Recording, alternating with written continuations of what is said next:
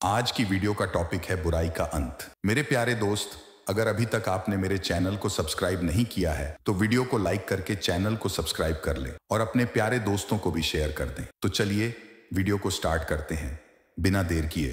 तो किसी गांव में एक बड़े ही समृद्ध व्यापारी रहता था। उसका नाम राजू था। राजू के पास धन की कमी नहीं थी, लेकिन उसके दिल में इंसानियत की कमी थी। वह हर किसी के साथ अन्याय करता और सिर्फ अपने ही लाभ की सोचता था। उसके बगैर गांव वाले बहुत परेशान थे। एक दिन गांव में एक साधु आया। सभी लोग उसकी शरण में जाकर उससे आशीर्वाद लेने के लिए खड़े हो गए। साधु ने गांव के लोगों के अच्छे भविष्य की कामना की और उन्हें सच्चाई के मार्ग पर चलने का संदेश दिया।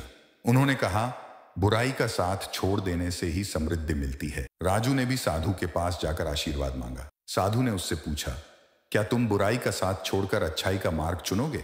राजू ने हाँ कह दी, लेकिन उसके मन में यह बात नहीं थी। उसने सोचा, मुझे तो अपने लाभ का ही सोचना है, इसमें क्या बुराई है। वह वापस अपने घर की ओर चला गया।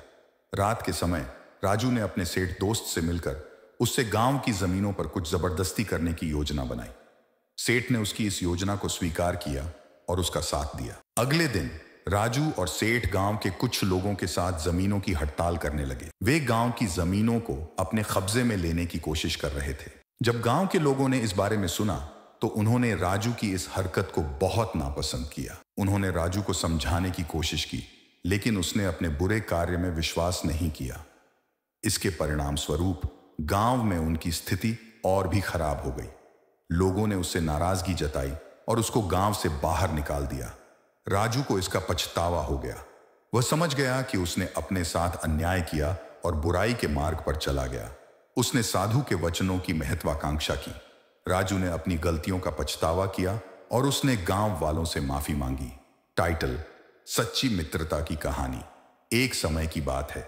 एक छोटे से गांव में राम और श्याम नामक दो बच्चे रहते थे। राम और श्याम दोनों ही अच्छे दोस्त थे। वे हर समस्या को मिलकर हल करते थे और एक दूसरे के साथ बहुत खुश रहते थे।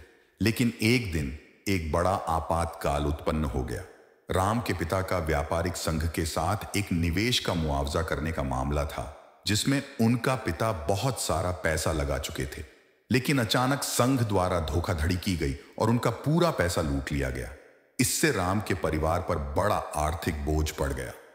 राम और श्याम के बीच की दोस्ती और मित्रता की दिव्यता को देखते हुए गांव के लोगों ने उनसे कहा, राम, तुम्हारे परिवार को इस मुश्किल समय में सहायता की आवश्यकता है। राम को अपने परिवार की सहायता करने का इरादा था, लेकिन उसके पास धन नहीं था। इसलिए उसने श्याम से कहा, श्याम, हमें किसी तरह उपाय ढूंढना होगा ताकि मेरे परिवार को सहायता मिल सके। श्याम ने दोनों को मिलकर सोचा और उन्होंने एक योजना बनाई। वे गांव के लोगों से मदद मांगने का निर्णय लिया। राम और श्याम ने गांव के हर व्यक्ति को उनकी समस्या के बारे में बताया और उनसे सहायता की अपील की। वे लोगों को साथ मिलकर अपने परिवारों की सहायता करने के लिए एक साथ आगे बढ़ने का संकल्प लिया।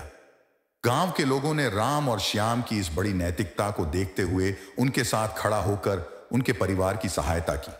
उन्होंने राम के परिवार को आर्थिक मदद प्रदान की और उनकी संघर्ष की समस्या को हल किया। इस घटना ने गांव के लोगों को एक साथ मिलकर काम करने की भावना को बढ़ावा दिया। राम और श्याम की मित्रता और साझेदारी ने साबित किया कि अगर हम मिलकर काम करें तो कोई भी मुश्किल हमें हरा नहीं सकता है।